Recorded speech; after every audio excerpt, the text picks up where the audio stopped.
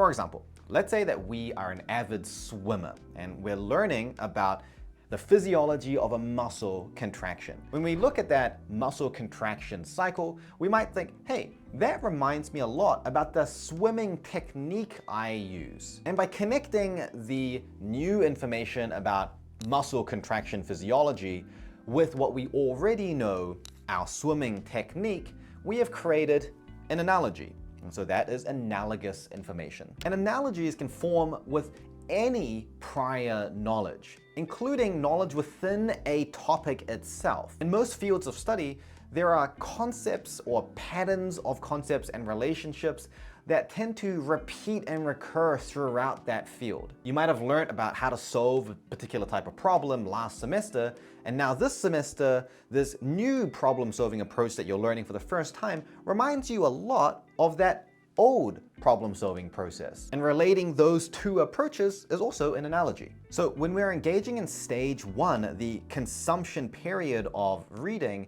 we want to actively be thinking about whether what we are reading is related to something that we already have knowledge about. And once we identify it as potentially analogous information, the targeted process we want to use here is critique.